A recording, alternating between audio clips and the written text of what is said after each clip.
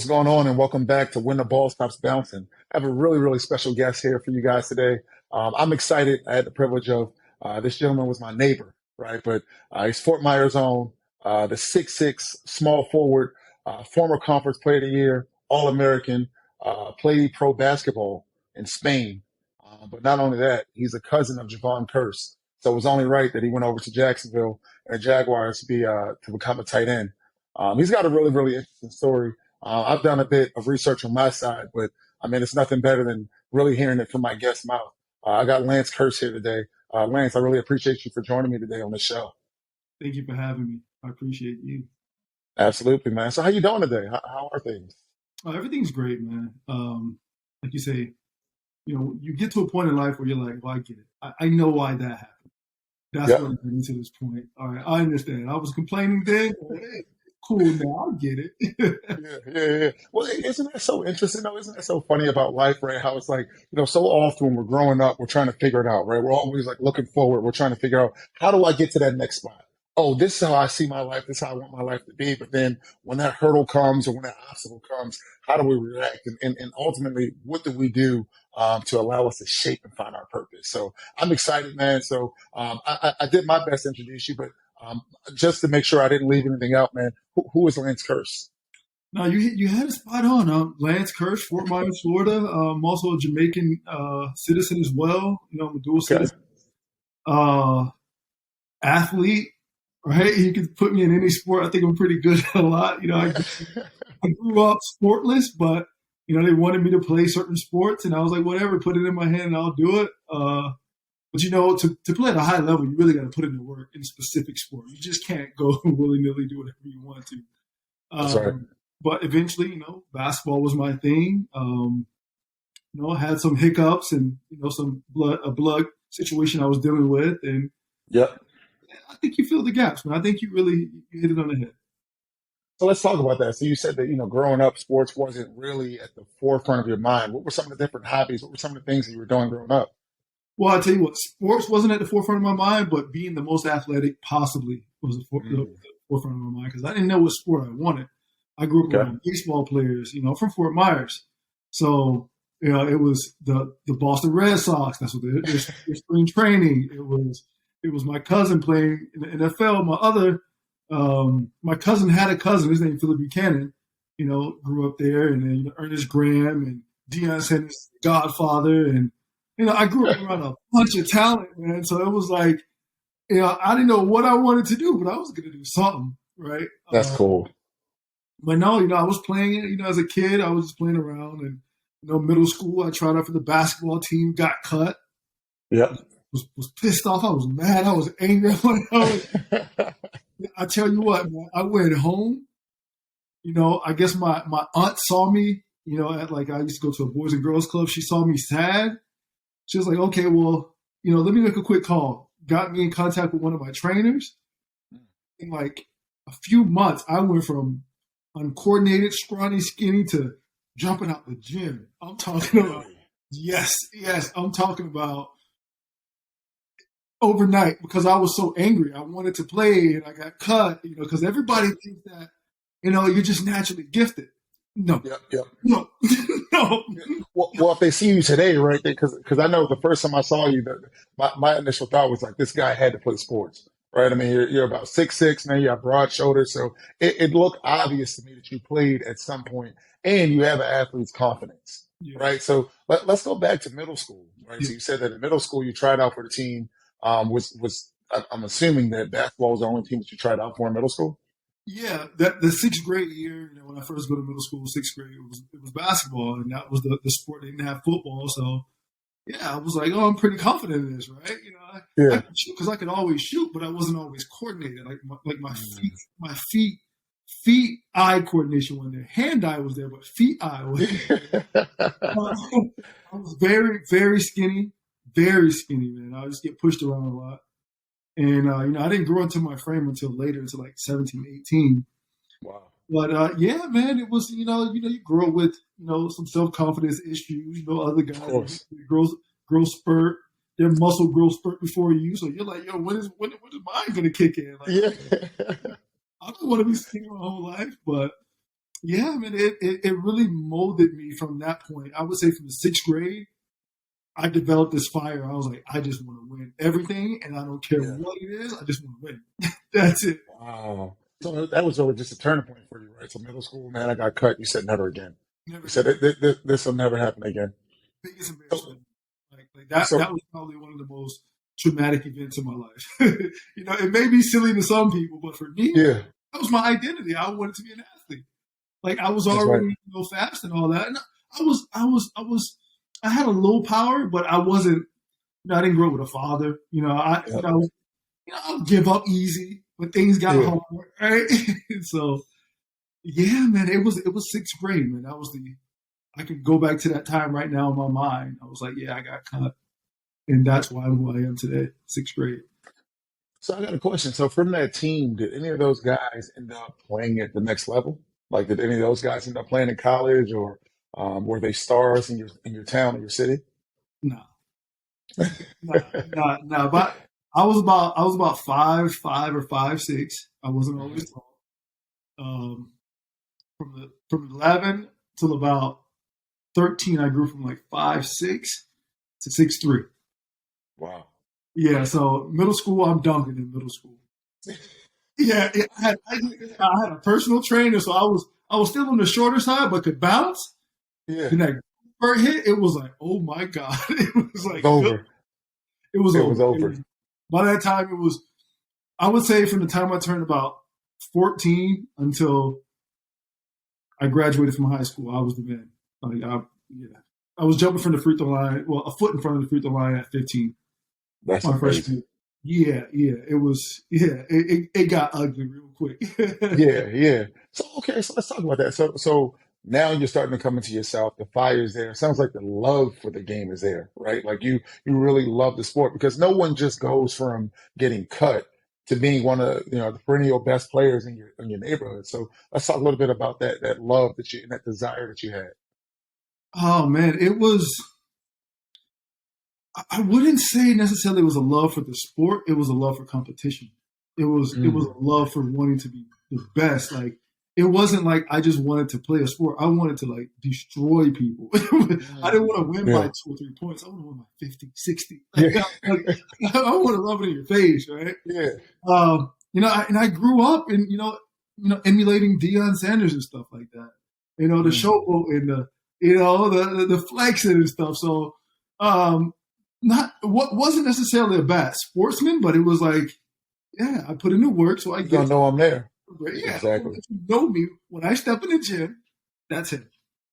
So That's the so you said it a couple of times as if it's normal, right? You're saying that Deion Sanders was in your life. I mean, we know him as prime time from this far, yeah. but for you, that's your godfather. So having a guy like Deion Sanders, having Javon Curse in your life, and those guys seem to be like your mentors or guys that you look up to. Yeah. What type of impact or lessons did you learn from those guys? Yeah, just to clear up, he's not my godfather, but he's a godfather to the whole Fort Myers. There you go. Got you. Okay, I was gonna say, I mean, have the personal connection there. Nah, I wish. No. I tell you what, the person who really had a great connection with Deion Sanders was Noel Devine. He was a running back from West Virginia. Yep. Yep. They had a real good connection. Noel Devine was the same year as me in high school. I trained with him and all that. Yeah, but no, having those guys, man, having those guys to make it to the league and do the things before, and just to see it, right? Because growing up, when you come out of the womb in my area around in the '90s, you don't Yeah. see a bunch of good male black figures. Right. There's no male principals, there's no male doctors, there's no male lawyers, there's no male managers. Like when they go get the manager, it's not a black man. Like Right. No. there wasn't a That's a male good in the point. household for me. Yeah. Uh, we had one uncle, and we all saw him as the father figure That's for, right. for all the kids. Right, everyone flocked Yeah. to him and got their inspiration from him. They got the juice from him when he would compliment you or do something nice. Yep. So for me, it was like a sci-fi movie. My life was like well, everyone's life where I was from like a sci-fi movie because we didn't have the only real good. I wouldn't say good, but the only person we could look up to were like drug dealers. That's it. Hmm. In the '90s, Yep. it was the Coke epidemic. It was the Coke era. Mhm. The '94 crime bill, all that stuff. It was Yep. drugs. They had all the girls and the money. So Yep. as a little kid, that's what I wanted to do. I didn't. That's all you know. Yeah. It's like if you're trying to identify, if you're trying to define success, right? The only way you can define success is girls, money, attention, right? The flashy items, the flashy cars. So with that being the case, right? How do you, and maybe you did, but how do you steer away from that life, right? As opposed to, being a drug dealer, how do you stay away from getting caught up in that life and really just finding your path and finding your way to be a college athlete? Well, most people today looking back, they would say, well, couldn't you watch TV or couldn't you do all of this? Couldn't you, just open your phone? And well, we didn't have phones then. Hmm. Right? We Hmm. didn't have social media. Like Yeah. in order to find someone, you would have to either read a book, which you would get picked on if you did that in the neighborhood. Can't read a book. That's not an option. You got to sneak and read the book. You get picked on. You would read a Yeah. book, newspaper. You could watch TV, ESPN, but it was like it wasn't that intimate. Like it was that barrier between me and that guy. Right now, we can flip it open our phone and see LeBron James dunking on someone, and then him in an interview. We have instant access to these people, right? But back then, it was hard. So that's all you really had. The only time you either see it was like a janitor or a drug dealer, like I said before. But and to answer your question, for me, I quickly saw that path wasn't the best path to go down. You're either going to go to jail, prison, or dead. Yeah. Like not jail, prison. You'll be dead, prison, or you'll end up like just quitting the drug game and just going off in the what I mean in the Yeah. horizon with no money and what was a has been still. Oh, I used to do Yep. this back in the days. I didn't want to Yep. be a has been. I didn't want to be a drug dealer. I didn't want to be dead. So I was like, okay, well, let me now become a nerd, Yep. right? Let me now, not in the sense of wearing glasses or reading books, but let me dive into my craft. I was so delved into my I love craft. that. It was like, I don't care what y'all doing after school. I'm about to go get this work in. That's right. That's I'm right. going to lift weights during school. I'm going to go to practice. I'm going to go to my personal trainer after practice, and I'm going to go get up these jump shots, right? Yep. I would Yep. spend like 5-6 hours a day building my body or my game. Yeah, it was Wow. it was really that serious. I'm from Fort Myers. It's a small city. There's not a lot to do. You get in Yeah. trouble. You know what I A mean? lot of trouble for you. Yeah, it's a lot of trouble. My mom always told me, she'd be like, boy, Lance, trouble's easy to get into, but hard to get out. Hmm. Like quicksand. Hmm. I was like, oh, you know what? I'll take that lesson from you. I didn't take all of Right. it. Yeah. Lesson from her. That one makes sense. No, that one makes sense. So when I hear about this regiment that you prepared and it sounds like not only did you prepare physically, but then you also added to the mental aspect, right? Where you understood that there was a fork in the road and I can go this way, I can go this way, but I'm going to choose success. I'm going to bet on me. And going through that process of really betting on yourself, did you feel prepared? Just going through the recruitment process, did you feel prepared to go through the recruitment process? Absolutely. Absolutely. Mm. I was ready, man. By the time I was a senior, my junior year, I had played for the Nike Team Florida. It's an AAU team, the Nike circuit.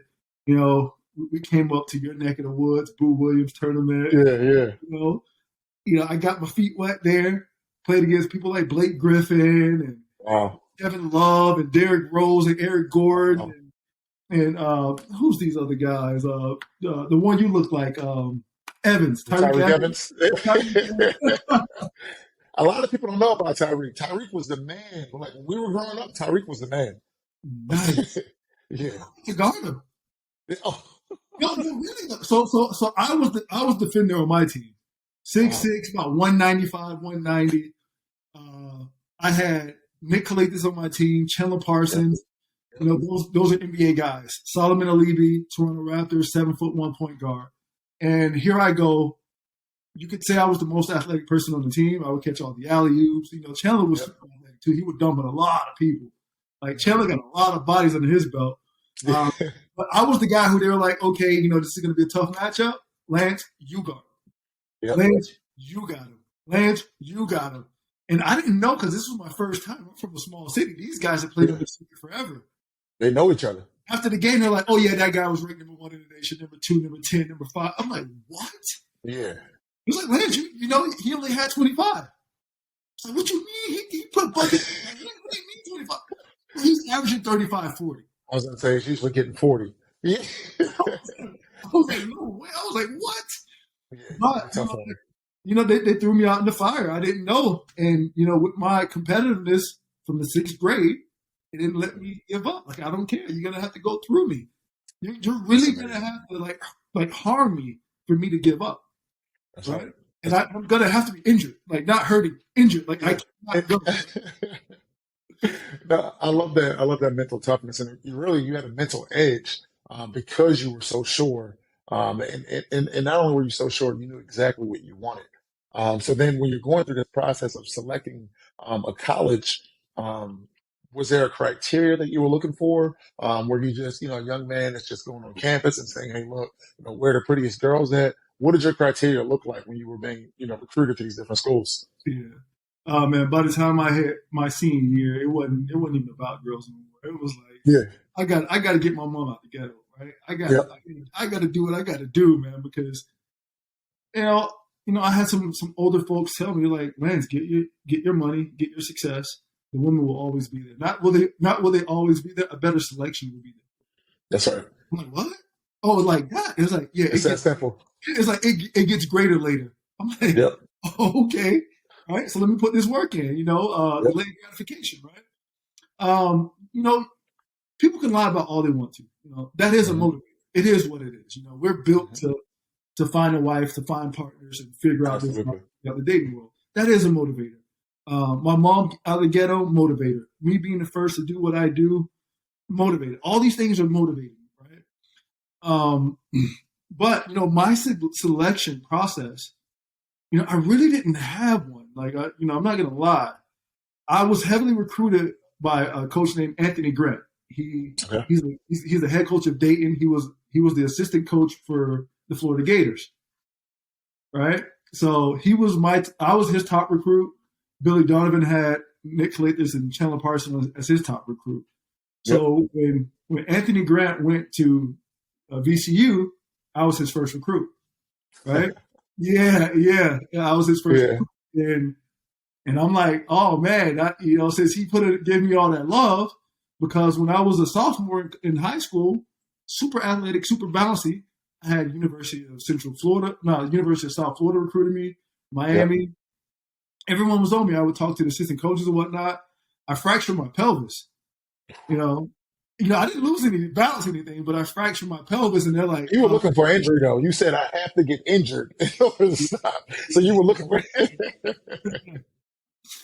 But those guys stopped. They stopped recruiting me, and Anthony Grant was there the whole time. I'm like, you know what?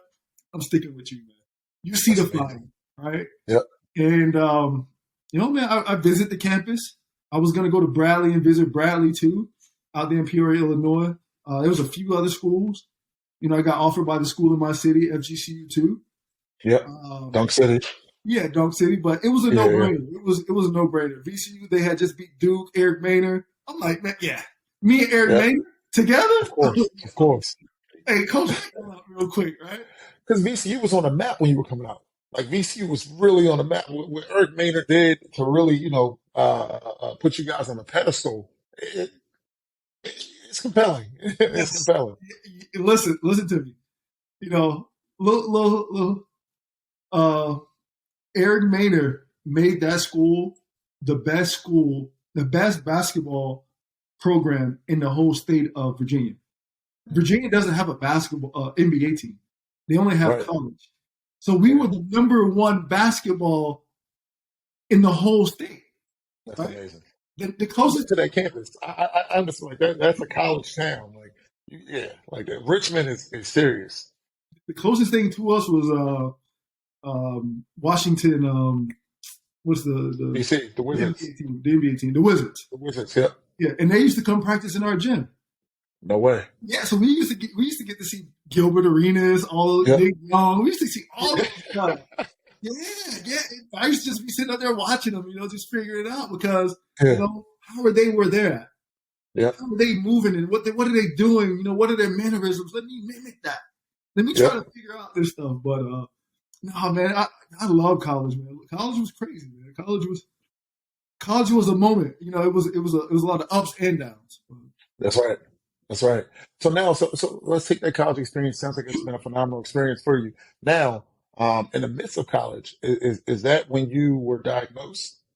Yeah, yeah. So that's the story, right? So Yeah. freshman year, before we even play a game, yeah, preseason, Wow. yeah, I'm struggling. I can't make times conditioning. Practice is terrible. We're practicing in the Franklin Street gym. It's hot as what in there. Yeah. There's there's no heat, there's no air. So if you ever been to Richmond, like at the end of the summer, it's hot. There's no wind blowing. Nothing. It's just stale, just stagnant, right? So it'll be 15 degrees hotter inside than outside. It's about 105 inside, 90 outside. Yeah, so it was terrible for me. I cramp up. Preseason, you get the punishment when you don't make the times on Wednesday. You got to come back on Saturday to make up. Oh man. I had never been in a situation. It was a lot, right? Yeah. Yeah. By that time, I had never drank or smoked or anything. I had never touched anything, right? Yep. Because I'm like, man, I just want to get to this bread and go. I just want to. You had your goals. Your goals were very like you were very goal oriented. You knew exactly why you were there. You know why you chose that school, and you knew the opportunity that was ahead of you.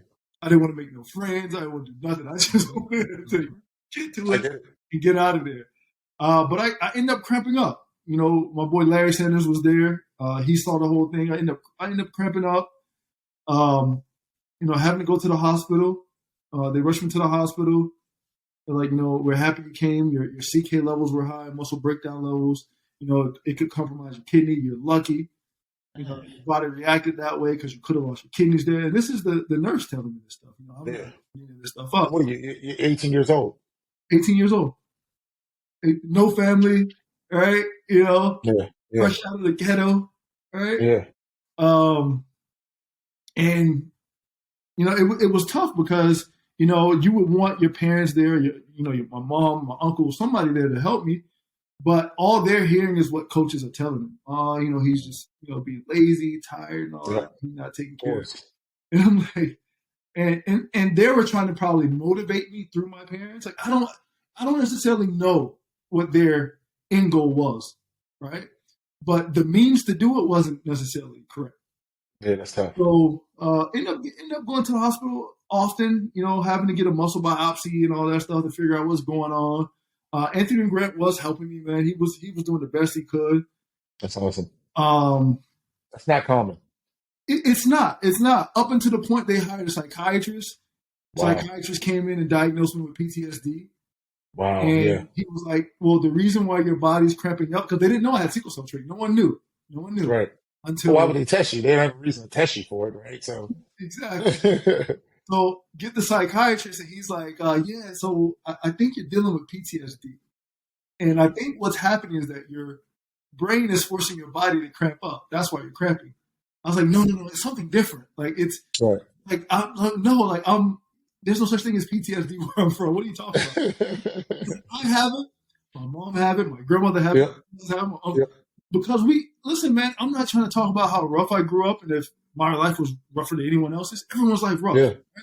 And I'm no one to complain, but I want to put it out there so people know. Like, I grew up in the ghetto. The first time I saw someone get shot in the head, I was 5 years old, brains on the ground.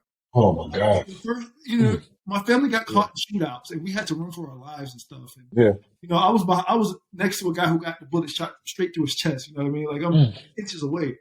I grew up in a very rough environment in a very rough time.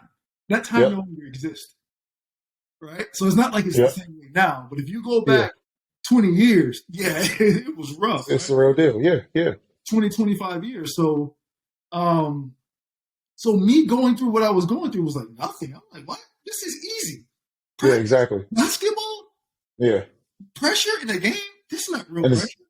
It's definitely no brain malfunction because I've seen a lot of things that are life-threatening. This isn't even life-threatening. Come on, guys. What are you talking about? This is nothing, man. This is just a bunch of macho men over here trying to show how tough they are to scare players into doing a good thing. I'm like, oh my God, this is nothing, man. The last time I was afraid of someone, I was 6 years old and a guy had a gun to my head. Mm-hmm. At 6. He thought I stole the radio out of his car. At 6 years old. At 6 years old. And he happened to be my cousin's boyfriend, but he didn't know that was my cousin. And then she Right. walks up behind him like, yo, what are you doing? That's my cousin. Yeah. Yeah. He's like, oh, my bad. Gave me $1. That's how he was saying sorry. That's how he was saying sorry. Here's $1. Here you go. That's how people from our neighborhood say sorry. Here goes some money. Yeah. Yeah. Right? Forget about it, right? It never happened. It never Yeah, happened. yeah. So and that's just me telling the story, man. I can laugh at it now. I've been through it. I love it. It's life. I don't carry that with me, man. I don't care, right? Right. Right. But for what they were telling me, I'm like, yo, man, you guys are nuts. Like that means everybody I grew up with had PTSD, and everybody's messed up, right? Exactly. So, Exactly. What's normal to me, you're telling me is actually the thing that's wrong with me. yeah, yeah. You're telling me the exact way that I've grown up and all the things that I know that I've called normal, what I call my family, what I call my friends. None of this is actually the right way to actually live. Yeah. Right. So you're telling me I'm doing all of this wrong. And now you're saying that I'm perpetuating this on my body because of what's going on in my brain and because of my past experiences. So that sounds like a pivotal point for you. So when this happens right now, you're learning a lot about yourself, right? Physically and mentally. Where do you go next? Oh man, I'm angry. I'm fighting. I'm in all these moods. I'm threatening people. You know what I mean? Mm, You know, yeah, because you're in a situation where you're being called a pussy soft. You know, I don't of know, course. but Say whatever you want. Yeah. you're being Look, they did. They said whatever they wanted. called so many different things, which you know you're not, right? Right. Dude, I walk on campus 6'6", 232, It's crazy. benching 325, 18 years old. Yeah. Bro, hitting my head on the rim 40 inch vertically. Ain't nobody running me down. Like, you know, Yeah. I'm Yeah. fast Yeah. break laughing at people. Yeah. Like, come on, bro. Like, for You real. know what time it is. Yeah. So it was like for them to say some of that stuff. I'm like, yo, guys, if you only knew how I'm feeling right now, man, like, just let this stuff not bother me. Ain't none of y'all Yeah. touching it. Like, I used to get so angry. So at practice, dudes would see me over there weak. So they would go at me. Yep. They would give me the business. Right? I'm Yeah. like, Yeah. you know what? If that was me, seeing somebody, I would do the same Of stuff. course. Yeah. Of course. But And, and I go ahead. it was embarrassing, man. It was embarrassing because I couldn't practice my freshman year. I'm sitting on the bench watching them practice. Never done it in your life. Game, I would score 16 points in 20 minutes, 17 points in 18 minutes because I had a jumper. Right. So this is D1, and I scored 16 points in 20 minutes against UAB in the NIT, like Wow. on ESPN. Like this is Yeah. no joke. Like Yeah. I had limited practice, but I have maximal performance in the game. So it is what it is. But it broke up the team. Coaches were trying to, they got in my face one time in front of all the players. I was like, man, I know you ain't gonna touch me. You know what I mean? Yeah. Like, Yeah. Yeah. I'd have been in too many fights. Yeah. I'm well equipped. I'm like, ain't nobody on this campus touching me. Yeah. Yeah. You know what I mean? And they was like, you know what, we can't have this guy around the team no more. Yeah. So, we parted ways. It is what it is. I've forgiven everybody. It's sometimes you look back and you say, man, what if this would have happened? What if that would have happened? Yep. What if I did get in practice and I became a two guard or possibly even one a PG, and now I'm Yep. 6'6", 240 PG in the league like a Luka. You know what I mean? Easily. Yeah. Easily. You never know, but I have all this skill and I can't utilize it, and then that Yeah. bothers my mind even more because it's like, Of course. I know what I can do. I remember dunking on him. I would turn on games and be like, yo, I dunked on him. NBA games, I dunked Yeah. on him, got buckets on him, talk shit to him. Yep. Yep. But it's like, it was a point after sports. I was like, I ain't watching this one. I'm good. How can you watch it? Right? Yeah, How can you? Because see, and I think that this is what people don't understand, and I think you've articulated it really well. Is just like when we were younger, we had a couple of different options, right? It was drug dealers, right? And it was athletes, right? The athletes made it. They were one of the, or some of the few people that made it out of where we're from. And these guys are put on a pedestal, playing on ESPN, potentially playing in the league, right? So now we get recruited. We have the opportunity to play the sport that we're the most dominant at, and it really gets wrapped up in our identity. So when people see you, they see you as the top tier athlete that you are, that you were, right? They don't necessarily know that you had, a gun to your head when you were 6 years old, but they're celebrating you and they're trying to put you on a pedestal, and they're making you who they want you to be. Mhm. So how do we now go from the roars, and it could be people yelling at us and saying they want to see you fail, but that's what motivated you to be the best athlete that you could be. Or the stranger that's from Richmond and their parents went to VCU, and now they are your biggest fans, and the kids that are asking for autographs, now that all stops. Now you're expected to live a regular life at 6'6", 240. That's funny that you put it like that. How in the world am I supposed to just do that? Let me just like, because and no, like you said, you were working on your body 5 to 6 hours a day. Yeah. I Since stopped doing all of that. since 11 years old, man. I had a personal trainer at 11 years old. That was So great. how do you stop? How do you exactly? No one has that. So how do you stop? How do you just say that? Okay, well, I have all this energy, I have all this passion, I've had all this success. Actually, you guys know me. I've been on TV. I just scored 16 on UAB without practicing. God forbid if I can just get in the gym, if I can get a little bit of help. How do you like that has to fester in you? That has to fester in your mind. And let's not forget, the goal is to get mom out the ghetto. The goal is for the generations to come never have to experience what you experience. How do you now move forward in life and say that, hey, look, the goal is still a goal, but the way that we reach the goal may be a little bit different? Yeah. So, I mean, that's a great question. I'm going to unravel this for you because it's a lot to unravel. So, I get removed from the team the middle of my sophomore year, and I don't know what to do. Like, the doctors told me after the second time of going to the hospital my sophomore year, because the first time I almost lost my kidney, second time, same situation. Doctor's like, Lance, if I were you, I wouldn't play sports again. Verbatim, this is his word. Verbatim, I wouldn't play sports ever in my life if I were you, because you could put yourself in grave danger. Imagine if that was an option, though. It's not an option for you. Not an So option. while you're a doctor, and I don't know any doctors in my life, that's not an option for me. So give me something else. So I know you guys got a pill or something for this. You're a doctor. Figure it out. It's not playing. It's not it. So give me something else. Give me something. Nah, Lance. You could probably play rec league if you take care, if you play limited minutes rec league, but on a collegiate level, no, you can't.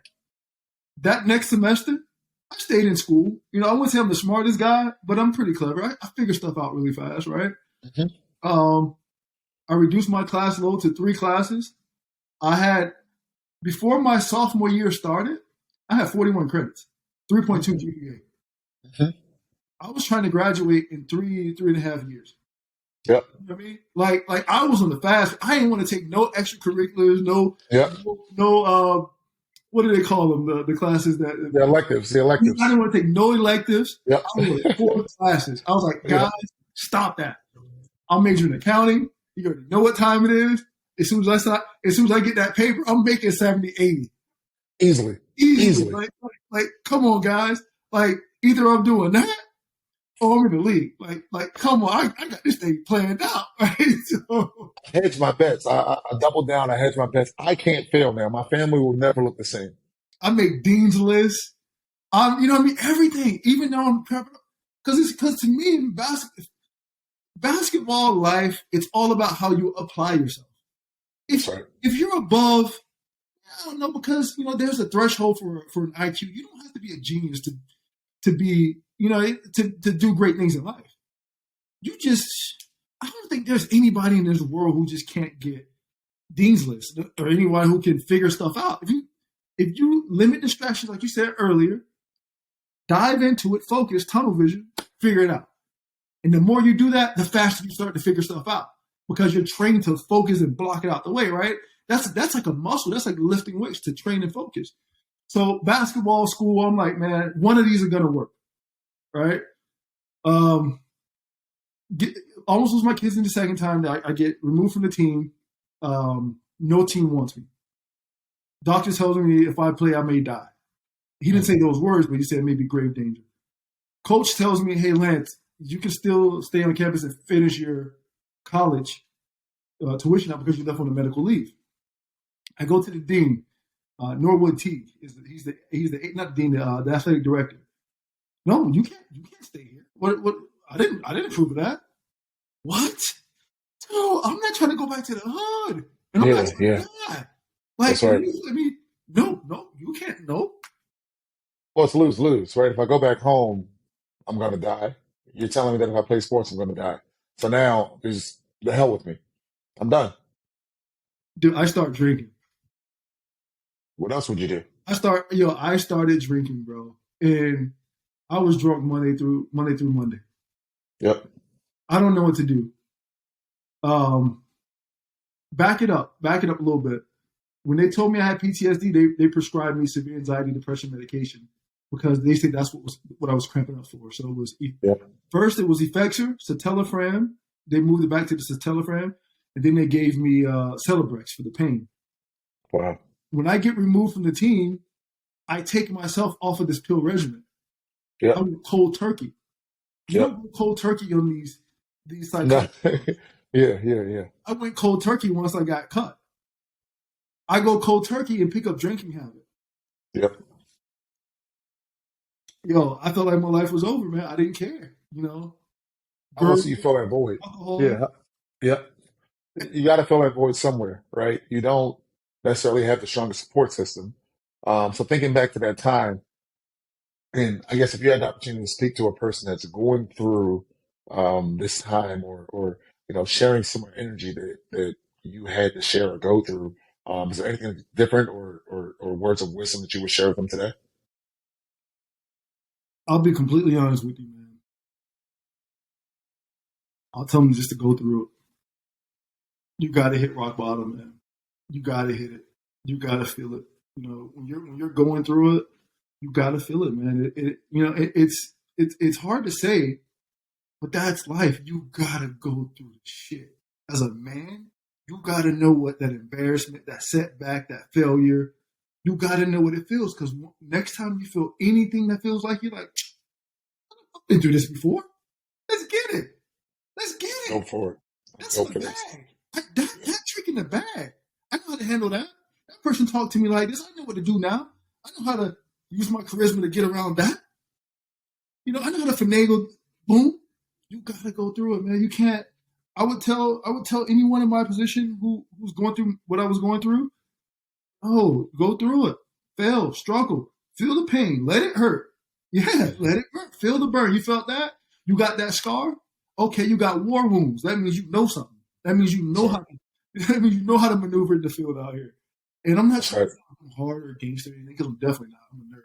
You really know Yeah. all I talk about is genetics, but you gotta Yeah. go through it, man. You can't avoid it. It's inevitable. If you want to be that guy you say you want to be. That's right. Anyone of great success would build success in the right way, in a in an honorable way. Yo, they know some stuff. That's a deep person. That's a person you want to have a conversation with. That's a person you want to be around. It's not that wasn't handed. That's not spoon fed. I don't care if they were born rich.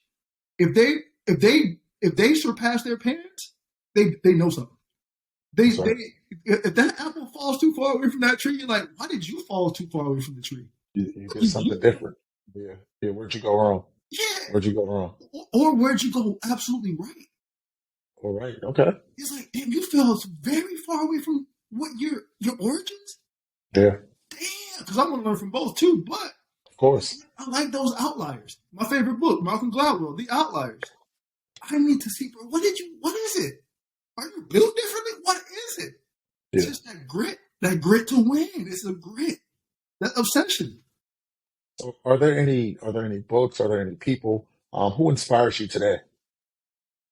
Oh man, the thing about me now and going through what I went through, every single person that's, and I won't even say winning as in money, but every single person that's chasing their goals, chasing their success in their way of doing it, in their nature, where they're not necessarily emulating someone else, yeah, getting inspired by it. Anybody, man, I can get inspired by a little kid playing soccer. I'm like, dang, he into it. Let me go home and do something, right? I when you walk around inspiration and everything inspiring you, you know there's greatness inside of you. People who That's right. don't recognize greatness in others, there's no greatness in them. If you can't look at somebody else and be like, oh man, look at that greatness, when you can't see it in yourself, right? It has to exist in self for me to see it in you. People It's get intimidated. People get intimidated, right? So a lot of times people think because you're great, I can't be great. We can both be great. yeah, they can We can both coexist. be great. Yeah, It's nothing that says that two people can't be great or 100 people or 1,000 people can't be great, Yeah. right? I mean, and I think that can be a misconception. You spoke about delayed gratification a little bit earlier. What's delayed gratification mean to you? Delayed gratification, putting in work, um, planting the seed and watching it grow, right? Because you don't always get to reap the fruits of your labor the day you plant the seed. You know, you got to plant the seed and, water it, tend to it, give it sun, air, nutrients, let it grow. That's it. And you may have to put in that 10,000 hours, that level of mastery. You may have to do that after you plant the seed. Right? Hmm. But, it doesn't always come instantaneous. And anything that comes instantaneous is going to be a short-lived success. If you got it quick, you're going to lose it quick. If it took you a long time, you know the nuances behind how not to lose it because you That's went what they through it. say. They say the way that you got it is the way that you lose it. Absolutely.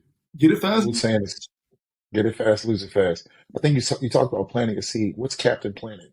Uh, that's an entendre for Captain Planet. I like how you caught that. You're a smart guy. Captain Planted is a name I came up with my boy Mr. Infinity. His name's Derek Williams. Mr. Infinity. He's a personal trainer. Uh, Brilliant guy, man. He introduced me to like sunbathing and all this stuff. Because when I was figuring out how to reverse sickle cell trait, which we can talk about that if you want, when I was figuring out how to reverse sickle cell trait, my blood condition, the last piece I was missing was natural vitamin D or natural sunlight. I was doing a lot of stuff synthetically, right? Eating okay, eating good, watching my diet, not eating no crap and fast food and chips and sodas and just watching every single thing I'm doing because I had to, right? But we were talking and I gave him the name Mr. Infinity because he looks 25 years old and the man's 44. That's impressive. He has a 21-year-old in college playing wide receiver for Howard. I think it's Howard. So he was like, man, you need to come up with a name for yourself, man. It was like the way that you enlighten people, all the stuff that you know. He was like, man, you're different. I was like, you know what, Captain Planet. All I want to do is plant my seed. You know what I mean? Plant my seed of knowledge and just walk away. I give you some inspiration and just walk away. I don't want to get a congratulations or pat on the back. I'm just planting things. I'm just going. I'm not even looking for the applause and the spotlight. No, I just do my thing. I show my love and I go. Right? I'm not expecting for some big compensation. I don't even care to get it at this point. Yeah. After you get cut from a team, where everyone's calling you on your phone, you're on ESPN and everybody's calling you, you get cut, that phone no longer rings. And you're like, doesn't work. Damn, they don't care about me. Yeah. That's what this you is do real for life. them. Yeah. Oh, this is what it really feels to fall off the cliff. But I didn't do it on myself. They did it to me, but nobody cares. Yeah. So it was like, you know what I mean? Nobody cares. Right? Nobody cares. Like where I'm from, they say, nobody care about the labor pains. They only want to see the baby. That's right. They only want to see the production of what your labor brings, right? And if your labor doesn't bring anything, then care about you. The hell with you. Yeah, no, the hell with you. And that's okay, And I had to learn it the hard way. So now I don't need an applause. I don't need anything. You know what I mean? I'm just planting my knowledge, planting my seed, putting my imprint on this world, and I'm walking away.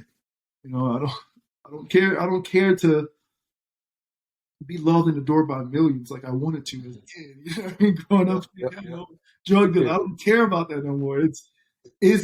Are you fulfilling a purpose? That's all the fulfillment I need. Because me fulfilling my purpose is all the fulfillment I need. So that's Captain Planet, man. I just plant, and I'm vegan. Plant. You know what I mean? Yeah. Yeah, now it comes full circle. So when you talk about purpose and you talk about planting seeds, um, and really just I think as a whole, we all could probably eat a little bit better or be a little more diligent with some of the decisions that we make and some of the food that we're putting in our body. Do you have any advice or any guidance for people that are on a journey of trying to figure out how to be better, how to eat better, how food can be medicine for the body? Yeah. Well, I have 7 pieces of advice, right? I call them the 7 natural doctors. First is going to be sunbathing. Second is going to be sleep, diet, exercise, water, air, stress management. That's the 7 natural doctors. There's nuances behind that. There's more to unravel beyond those. But sunbathing, that's for me. That's like 2/3 of what makes me healthy. It's the majority of it. A plant. What does a plant need? Sun, water, minerals. What does a human need? Plant, water, minerals. Or sun, water, minerals. Right. So sleep. You got to recover. Sleep is where you recover. No matter what we're going through, you read a book, your brain has to recover from reading a book, right? If you overload your brain, you have to stop, right? If you're working out, you have to. There comes a point where you have to stop, and your body has to rebuild, and it rebuilds itself during sleep. Diet, I wish I could tell everyone what worked for them, but I can't. You know what I mean? I don't have that knowledge. Everyone's body's different. Everyone adapts differently. Our genetics are all different. Like me and your genetics, our hair grows up, nostrils wide, skin is dark for a reason because we're tropical human beings. Our bodies thrive in the tropics. Someone whose nostrils is thin or hair drops to cover the neck in a cold region, like a turtleneck or a hoodie or whatnot, skin's light to pull in vitamin D. Well, I don't know how their body's going to react with eating all the fruit that I eat. I eat 70-80% carbs, and I'm still cut up. You know what I mean? Yeah. Like, I don't know how someone's going to do with that. So I couldn't necessarily tell you exactly. I have theories. Like everything in this world is theories. I have my theories, and there's a bunch of facts and things that have been scientifically studied to back what I say. But I haven't really done the research with the research team. I haven't done the XYZ, but I've never been proven wrong. Right? So I'm still going to talk my talk, but I don't know. I'm a vegan or whole food plant-based dieter, meaning I limit how much juices I drink. I limit how much oils I eat because that's a partial food. I eat, grains, legumes, nuts, seeds, veggies, and fruit. The 6 food groups. Take a bunch of herbs. Sarsaparilla is my favorite herb with iron. Helps detoxify the blood from mercury and other heavy metals. Sea moss is a great one, multivitamin. Sorrel, which is for nitric oxide, blood flow. The watermelon rind, the white part for blood flow. Me with sickle cell trait, that's the most important thing. Water, we're 75% water? If you're a little bit dehydrated, your brain stops working the way it's supposed to. If you're like 2% dehydrated, you can't process knowledge the way that you normally do it, right? You can't do a lot of things, right? Air, well, oxygen is the key of life, right? You gotta get oxygen, and it has to be free flowing oxygen. You want it clean. So, like being here in Miami or you in LA near the coast, that's clean air, right? Right. So get out to that coastal area wherever you're from, or doing breathing exercises. I know a few people who are really great with those breathing techniques. Wim Hof. I know another guy here. His name is the Black Airbender. He's pretty good with all that breath work. Stress management, though. If you don't control your mind, you can create disease because everything is in the mind. So 50% of most diseases or cancers or whatever you consider that you can get, not something that's because most cancers are something that you get in life. You're not born with the cancer. You have cells or genes for them to activate them and turn them on and turn them off. But a lot of it's mental. If you're too stressed, cortisol levels high, well, then you're automatically sick. I don't care if you sunbathe, eat, sleep, exercise like an Olympic, track athlete. If you're too stressed, your body's not going to know what to do. Like It's going to break down. Because your body, the stress was made for you to run away from a saber-toothed tiger. Your blood's going to go to your extremities for you to run fast, to get away. But you're stressed because someone cheated on you, you have a deadline at work, your best friend, didn't give you the encouragement that you wanted to get, right? Yeah. But there's a bunch of different elements, and I wish that I could have this, one stroke to say, hey, take this, do that, do that. I don't know. I would have to actually see people, watch what they eat during the day, how they prepare their food. I don't know. You just don't know. But But yeah, No, that's that's important, man. It's very important. I no. had to figure that out from dealing with sickle cell trait. Hmm. Like if I wouldn't have had sickle cell trait, I wouldn't know all the stuff I know. Your life depended on it. Depending on for me to have this knowledge. So when I see Yeah. certain people with certain high blood pressure and whatnot, I'm like, you have high blood pressure, right? Where do your ancestors come from? Because a lot of people like us, they typically have a lot of high blood pressure and vitamin D deficiency. Yeah. All that is telling me is that, you got to mimic the tropics. Just eat some arugula and going out in the sun, allowing your body to create nitric oxide. Where would the sun be most potent? Near the tropics. Eating watermelon rind will open those heart valves, right? Yeah. A bunch of different things, man. So I can look at people's bodies and be like, oh, if you're not doing what you're supposed to be doing, you could fall into this, or you could have. Detrimental. Uh, No, it can be detrimental to your health. No, it very much can. I guess my last question for you would be, is there a particular routine or, what's your day-to-day look like today? Day to day, man. Now, post sports, after I didn't get to tell you the story, so I'll finish the story. So after I get cut from the Jaguars, I go to the next school, Eckerd College. I get put on a minute restriction. They play me 4 minutes, pull me out. Play me 4 minutes, pull me out. Still become an All-American. I had to get an IV before the games, oxygen tank during the games, make it to Spain, play professional basketball in Spain. 2 months later, I'm on the field of the Jacksonville Jaguars. Get cut there, and then I have to go and find a job. I started working for Enterprise Rental Car. No way. I went from catching one-hand passes with the Jacksonville Jaguars, signing autographs, thinking I'm on the team, to making $13.35 an hour. Wow. Humbling, bro. Yeah. But I love working there because I learned so much about myself. Like I learned how to sell, I learned how to get in front of people, I learned charisma. But then I went back to prove my knowledge of what I knew about sickle cell, and I played full games. Before I couldn't practice, I could only play limited minutes. Played full games at 29-30, right? So my body got so much better from the knowledge, and I had to prove it. Stronger. Yes, that's what led me to this point. So now, I run a supplement company, Captain Planted, subsidiary, Easy Herbal. I wake up in the morning. It's gym time. You know where I'm at. Oh yeah. Every day. You know what time. Every day. Probably before. I don't do it all the time. Probably before. I'll go and sun gaze. Look at the first 10, 15 minutes of the sunrise to set that circadian clock to get the serotonin. Because at night, I'm going to need that melatonin when I close my eyes. Because serotonin is the precursor for melatonin. Get that exercise in. So I just got serotonin, exercise, endorphins, right? Finishing lifts. I got dopamine, right? Eat some food after that. That's more dopamine. That's more, amino acids, minerals, what I got to get. Start my work. Check on customers. Reply to a lot of customers. Check on my supplies. Talking to my manufacturing, trying to figure out which products we're going to do next. Got a great manufacturing team right now. That made my life amazing. Before I had connections, now I got connections. Yeah. So, I can be more strategic now. But, get to talk to people like you, similar to you. That's oxytocin, connecting with people. Yep. That's all you need, man. If you watch a dog will go outside in the sun and get some serotonin, come back in, get a treat, that's dopamine, jump on your lap, that's oxytocin, right? So every day. We got to cycle through that, right? That's right.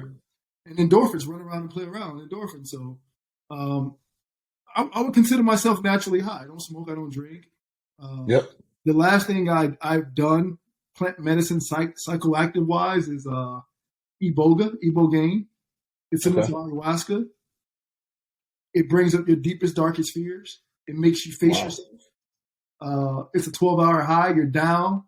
You got to do it in a retreat. I had a shaman and doctors out in Egypt, doing a bunch of stuff. So, I've had some work done, man. That's pretty cool. That's pretty cool. I went out to try to fix myself, man. Yeah.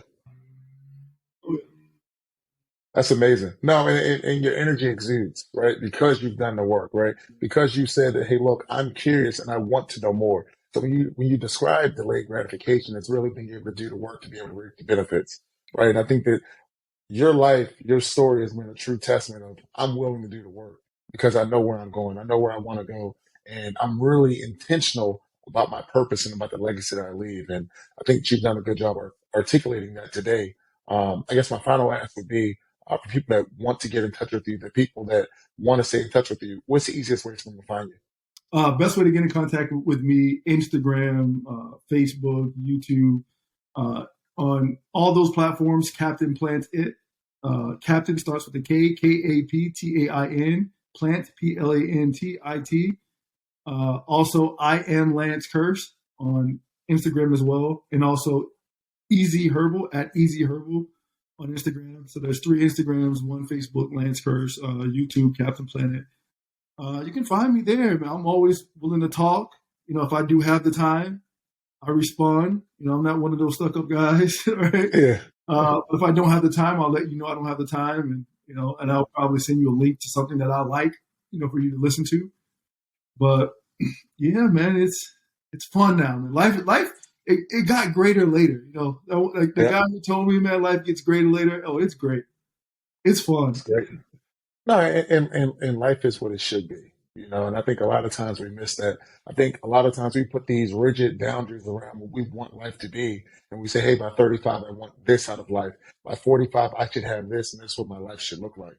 Right. But I think that what you're describing is being able to enjoy the journey, being able to enjoy the process. And as we go through this process, let's just connect the dots. Absolutely. Right. Every single person that we meet, it's a purpose behind meeting that person. Not that the people are meant to be used, but it could be an opportunity for you to learn from that person. It could be a good opportunity for you to interact with that person. It could be an opportunity for you to just develop as a person while being able to experience some of the great people that you have in your life. One thing that you said a little bit earlier was, regardless of whether you're the CEO or if you're the janitor, there's still a lesson to be learned in between, right? Because life led you down that path to be able to do exactly what you're doing. Everyone doesn't have to be the CEO to be respected. Everyone doesn't have to be the janitor to be the best cleaner. But what's most important is that you have a craft and you take pride in your craft. I know the journey that I'm on today is I want to make sure that regardless of whether it's a podcast opportunity, whether it's an email that I'm sending, whether it's just a rep that I'm doing while I'm working out, my intention today is to have the most perfect rep and the most perfect set. And I believe that it's one step in front of the other. And I think that's what's going to lead not just me, but all of us on the path to be able to accomplish our goals in 2023 and beyond. And I mean, it's conversations like this that just, I genuinely feel that, a lot of what you talked about selfishly is going to have a huge impact on my life. And I hope and pray that it has the same on our listeners for today. So I'll turn it back over to you. I'm not sure if you have any final words you want to share before we wrap up. Yeah. Like you say, brick by brick, you take every step, every single part of the day, and you do it with intention. You're just not doing it. It's do that with purpose. And I just want to leave you guys with, hey, every obstacle is necessary. Every experience is necessary. It's not always a good or a bad thing. Just go through it. Just pick up the lesson. What is this trying to teach you? What am I not getting? What am I not seeing? I'm not always reacting. You don't always have to cry when you get pinched. You already know the pain's gonna last for 5 seconds, 10 seconds. It's gonna go away. You don't have to always react. Get pinched, feel it. Why did that trigger that? Oh, because of that. You fix that, maybe it leads you to something different in your life, right? You don't always have to react. Read it. Read the scenario. Read life. Become a reader. You don't always have to read a book. Read life, right? You don't always have to read a book and get emotional. Just read it. Read it. Take the knowledge for what it is. I don't care what. Just take it. And that's my piece of advice. Just take it in and understand and unravel, and try to really live in the moment and say, "Oh, well, this is wow." I don't have to always be in my emotions and react to this, because it's trying to tell me that. Why would I get mad at something I didn't know it doesn't necessarily have to be what you think it is in your mind. Because what really makes us mad or emotional is that we're thinking that something should be one way. And then we figured out that it's not that way. Now we're angry, mad, pissed off, sad, want to kill somebody. It's like, but who told you that was supposed to be that way? Like, That's no, right. you set yourself up for that one. Like, And we do that all the time, right? We come up with these ideas, and now the ideas become fact, yeah, right? And who even said that that's how life works? yeah, Like in any way, right? So the best part about the moment is the moment. So enjoy the moment, be the moment, learn from the moment, but be better from the moment, right? And I think that you articulated that really well earlier, where you said, "Man, like the only thing I would change about what I went through is I would go through it again, because going through that moment allowed me to become who I am, and I can't look backwards and say, hey, look, I like these parts of my life, and I don't like these parts of my life, but I still want to be the man that I am today." And I think that you're a great example of what we all can become when we go through things and we overcome a lot of stressful moments, but ultimately we overcome the other side and we can tell our story and people can be better from those moments. So, brother, I really appreciate you, man. Thanks for your time today. I learned a lot. Looking forward to sharing this. And just for the audience that's listening today, all of the notes will be down in the description, right? So the best way to get in contact with Lance and the best way to follow up with him will all be in the notes below. So I truly appreciate you guys for listening, Lance. I appreciate you for your time. I had a great time. thank you for having me, man. I appreciate it.